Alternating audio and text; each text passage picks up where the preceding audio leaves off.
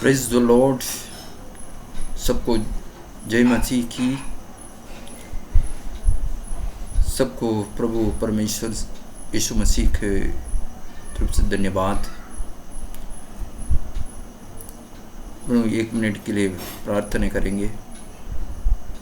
सब आके बंदी धन्यवाद देता पिता परमेश्वर, महिमा और गौरव आदर आपको देता पिता परमेश्वर। अपमान रीति से हम संभालता है प्रभु, और हमेशा बचा के रखा प्रभु परमेश्वर। हमें इस सारे महामारी से हमें बचाया प्रभु परमेश्वर। आज तक जीवित रखा प्रभु, धन्यवाद देता पिता परमेश्वर। आपको उपस्थिति के लिए धन्यवाद है प्रभु। पवित्र आत्मा हमें अगुवाई करता, धन्यवाद प्रभु परमेश्वर। धन्यवाद है प्रभु, धन्यवाद है प्रभु परमेश्वर। वैसे ही प्रभु इस जो भी वचन है प्रभु हमारे मन में आ रहा है, इस वचन को मैं लोग तक पहुंचाना चाहता हूं प्रभु परमेश्वर, ताकि जो कोई इस वचन को सुने और ग्रहण करे, ताकि वो उनका जीवन में इस वचन कार्य हो जाए प्रभु परमेश्वर। सारे महिमा गौरव आदर आपको देता प्रभु, यीशु मसीह के नाम से आमीन आमीन। धन्यवाद।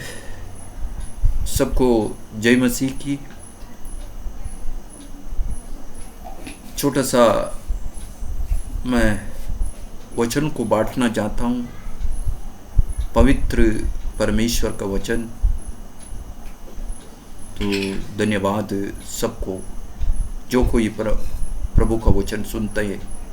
वो प्रभु कहता है धन्य है वो मेरा वचन को सुनते हैं और मानते हैं। यही एक छोटा सा टॉपिक में मैं बोलना चाह रहा हूँ कि बुरी आदतें हमारे अंदर क्या है, वो हम देखेंगे वचन में कि प्रभु बुरी आदतें में क्या बातें करते हैं हमसे वचन के द्वारा। ऐसे इफिसियों का 5:18 का वचन में प्रभु हमसे क्या बात करते हैं हम देखेंगे बाइबल से, पवित्र शास्त्र से। इफिसियों 5:18 का वचन, इस वचन को आप लोग भी लिखे रखें ताकि ये मनन करें, ताकि ये वचन परमेश्वर का वचन बहुत जीवन में कार्य करने वाला प्रभु का वचन है। और देख और दाखरस से मतवाला ना बनो, क्योंकि इससे लुच्चापन होता है, पर आत्मा से परिपूर्ण होते जाओ। हमसे यही कहता है, हम पहले हमारे जीवन ऐसे थे, दाखरस छोड़ो, बाकी का चीज़ों में हम बहुत कुछ बुरे चीज़ों में पड़े थे, करते थे ये सब व्यसना। प्रभु के पास आने के बाद हम बहुत कुछ ही सुधार भी आया। अगर हमारे अंदर आज भी ऐसे चीज़ रहे तो हमें उसको निकालना बहुत ज़रूरी है, क्योंकि प्रभु का वचन हमारे अंदर कितनी हम भरते हैं उतनी में हम वचन में चलने का बहुत हम हमेशा कोशिश करता रहना है। हम कितनी वचन को जानते हैं उतनी ही हम प्रभु का, यीशु मसीह का जो वचन दिया है हमारे लिए, उसमें चलना बहुत ज़रूरी है। क्योंकि बुरी आदत हमारा कभी छूटता नहीं है, हमारा पीछे आता रहता है। उसको हम परमेश्वर के वचन ही उसको निकल सकता है। किस तरह ये सबको हमको त्यागना है, ये सारे बुरी चीज़ को त्यागना है। सिर्फ यही नहीं है कि आज ये प्रभु हमसे बातें करता है कि दाखरस से मतवाला मत बनो, उसमें लूचापन होता है। सिर्फ दाखरस के बारे प्रभु नहीं कहता है। यीशु मसीह कहता है मेरे वचन में बने रहने के लिए तुमको बहुत कुछ त्यागना भी है, तभी हम प्रभु का वचन में बने रह सकता है। ऐसे दूसरे वचन हम पढ़ते तो पहला कुरिन्थियों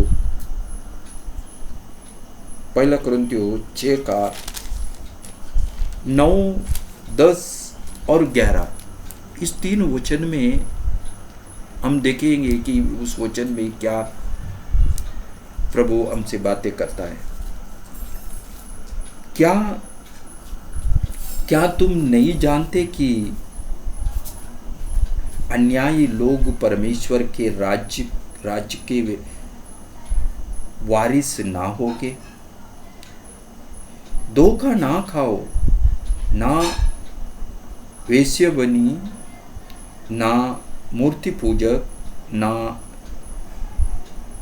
परस्त्रीगमी, ना लुच्चे, ना पुरुषगमी, ना चोर, ना लोभी, ना पियाकड़, ना गाली देने वाले, ना अंधेर करने वाले परमेश्वर के राज के वारिस होंगे, ना होंगे। और 11 का वचन ये यहाँ पे ये कहता है, और तुम में से कितने ऐसे थे, परंतु तुम प्रभु यीशु मसीह के नाम से और हमारे परमेश्वर के आत्मा से धोया गया और पवित्र हुआ और धर्मी ठहरे। ये वचन हमारे जीवन की बातें कर रहा है। ये वचन हम मसीह में आने का बाद की हमसे बातें कर रहे हैं। 11 का बात हम 11 का वचन पढ़ते तो हम मसीह को ग्रहण करने के बाद की बात इस वचन में पौलुस कहता है। यहाँ पे पौलुस यही कहता है, जो हम पहले थे उसमें थे वो सब कुछ करते थे, और आज भी उसको करने का कोशिश करते, तो परमेश्वर में और संसार में क्या फर्क है? हमें वो फर्क देखना चाहिए, हमें उसमें वो जानना चाहिए कि हम कहाँ गलत में। ये विश्वासी लोगों के लिए ही पौलुस बता रहा है। यहाँ पे कई ऐसा हम आप लोग नहीं करते, ऐसी बात नहीं कर रहे हैं मैं, लेकिन पौलुस यहाँ पे कहता है कि विश्वासी भाई बहनों को ही वहाँ पे कहता है, क्योंकि बहुत सारे आज ही हम परमेश्वर को जानने के बाद भी कभी कभी हम बाहर जाते हैं, रास्ते पे किधर कहीं भी जाते हैं, तभी अचानक आके कोई तो गाड़ी में हम डैश मारता है, तभी हमारे अंदर वो जो पहला का जो हमारे क्रोध, हमारा घमंड, हमारा जो अंदर रहता है उसको हम बाहर निकालता है। इसलिए प्रभु बोलता है उसको साफ करो, उसको निकालो। हमारे अंदर वो नहीं रहना चाहिए, तभी हम परमेश्वर के वचन का आधार करते हैं। वो ऐसे वक्त में हम ध्यान देना बहुत जरूरी है। इसलिए नहीं प्रभु ने हमारे लिए मार खाया, एक थप्पड़ इधर दिया तो दूसरी के लिए हम गाल ऐसा करना चाहिए। प्रभु ने हमारे लिए कहा है, यही बुरी बात है। हमारे बुरी अंदर से बाहर आता है, यही बुरी बात अंदर से बाहर आता है। ऐसे अचानक कुछ घटता है तो हमारे जीवन में हम रास्ते पे हो, हम कहीं भी कोई किसी का, हमारे परिवार को कोई तो अगर कोई हाथ उठाता है तो हमारे अंदर से क्या आता है, तभी हम क्या बातें करता है, हम क्या सोचते हैं, ये बहुत ध्यान देना चाहिए। तभी हम परमेश्वर के वचन को जानना है। अगर परमेश्वर के वचन को नहीं जानना तो वो करता है तो प्रभु उसको माफ करता है। अगर हम जान के भी वैसा रहता है, हम वही रास्ते पे रहता है, ये ऐसा होना नहीं चाहिए। और बुरी बात यही है, हमारे अंदर बुरी बात यही उगलता है। हमें वो बहुत जरूरी है प्रभु का वचन में देखना। और ये सब करते वक्त हमारे प्रभु ये भी कहता है कि हम जाएंगे रोमियो 12 का 2 का वचन क्या बोलता है। रोमियो को 12 का 2 वचन तो ये कहता है प्रभु, ये पौलुस ने ये लिखा है, और इस संसार के सदृश ना बनो, परंतु तुम्हारी बुद्धि के नया हो जाने से तुम्हारा चाल चलन भी बदलते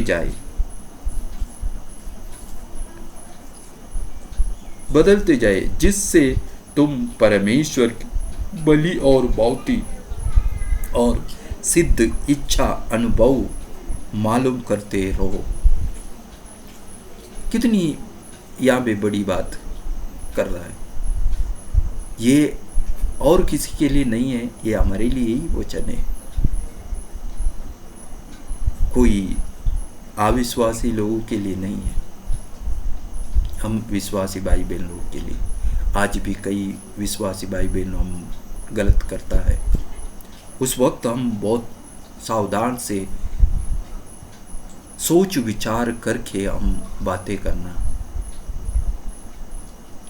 हे प्रियो, हम सावधान रहने के लिए, आप लोग के लिए नहीं है इस वचन, ये मेरे लिए भी होगा ये वचन, क्योंकि हम सब मिलके आज एक मन होके कि ये वचन को अपने अंदर ग्रहण कर सके। क्योंकि अपनी इस संसार से आया है, आने के बाद भी हम उसमें सदृश ना बनना है। हमको धीरे धीरे से सब कुछ अलग होना है, उससे अलग होके हम चलना है। इसलिए कहता है तुम्हारी बुद्धि के नया हो जाने से तुम्हारी चाल चलन भी बदलते जाए। अपना बुद्धि प्रभु नया करने के बाद भी हम अगर उस चाल चलन में चलता है तो प्रभु क्या कहेगा, ये हम हमेशा हमारे ध्यान में रखना चाहिए। हमारे लिए वो क्रूस को पर बलिदान दिया, हमारा बुरी बात के लिए, बुरे चीज़ के लिए, बुरे हम काम जो जीवन में किया है उसके लिए उन्होंने वहाँ पे बलिदान दिया है। वो ऐसे ही जाके बलिदान नहीं दिया, हमारे सारे बुरी बात, बुरे पाप को, बुरी चीज़ को सब कुछ ले लिया। वो डन करके वो उनका काम उन्होंने किया है। आज हमको ये काम करना है। ये काम रोमियो 12 का 2 वचन के अनुसार हमारे कि और इस संसार के सदृश ना बनो, क्योंकि हमारी बुद्धि को नया बनाया प्रभु, सदृश उसमें ना बनाना है। हम ध्यान देके वचन को सुनना है, ध्यान देके पढ़ना है और हमारे हृदय में उस वचन को रखना है, तभी हम उससे बाहर आ सकता है। संसार से नया बुद्धि हमारे अंदर आ सकता है। चाल चलन भी बदलते जाए। बदलना बहुत जरूरी है। कैसा बदलना? ये सिर्फ सुनने में नहीं, वचन को पढ़ना भी है और प्रभु के साथ हमेशा बना रहना है। प्रभु से मांगते रहना है ताकि मुझे बदल, मुझे बदल, मुझे बदल, तभी हम बदल सकता है। इसलिए सिद्ध इच्छा, सिद्ध इच्छा अनुभव से मालूम करते जाओ। सिद्ध इच्छा मालूम करते जाओ, इसका मतलब क्या है? यानी हम सुनने, वचन को सुनना और हमारे पास्टर को उनसे पूछना हम किस तरह प्रभु के वचन को पढ़ना है, किस तरह प्रभु के वचन को मानना है। हर एक व्यक्ति से अच्छा संबंध रखना और प्रेम से रहना, तभी ये हम सीखते हैं, तभी हम उस संसार से सदृश से हम बाहर निकलता है, तभी हम एक दूसरे को प्रेम कर पाता है। प्रेम ही हमको सारी चीज से बदलता है कि प्रभु भी हमसे उतना ही प्रेम किया है, इसलिए हम आज प्रभु के पास आए। अगर प्रेम नहीं करते हम प्रभु के पास नहीं रहता था। प्रभु कहता है मैं प्रेम हूँ, उनका नाम है प्रेम है। प्रेम का बिना हम कुछ नहीं कर सकता है। धन्यवाद। वैसे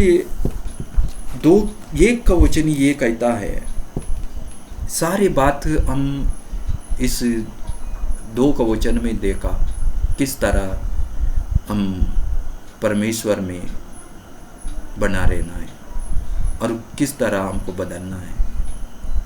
ये आप लोगों ने देखा कि 2 वचन हमेशा पढ़ते रहो, रोमियो 2 और 1। ये बहुत इम्पोर्टेंट है ये बात। ये प्रभु पौलुस ने बहुत बढ़िया वहाँ पे बातें करता है। संसार से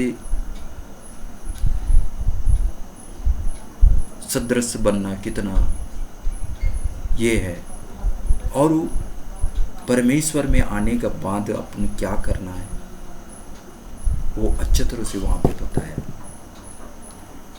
धन्यवाद इस वचन के लिए। आप लोग इसको बहुत जरूर से मन से सुने और इसको पढ़ते रहे और आपका जीवन जरूर बदलेगा। जरूर प्रभु का वचन में हर चीज़ बदलता है और बदलने के लिए ही दिया है, मन फिराने के लिए हमको बुलाया है। हम आज प्रभु के पास है, वो प्रभु का दया है, प्रभु का करुणा हम पर है, तभी प्रभु को हम जाना है। कोई भी प्रभु के पास नहीं जा सकता है जब तक प्रभु हमको छूता नहीं है। प्रभु कहता है जब तक मेरा पिता ने मेरे खींचता नहीं है तब तक मैं उसके पास नहीं जा सकता है। ये क्लियर है। इसलिए रोमियो 12 का 1 का वचन क्या कहता है, देखेंगे हम कि प्रभु 1 वचन में क्या कहते हैं।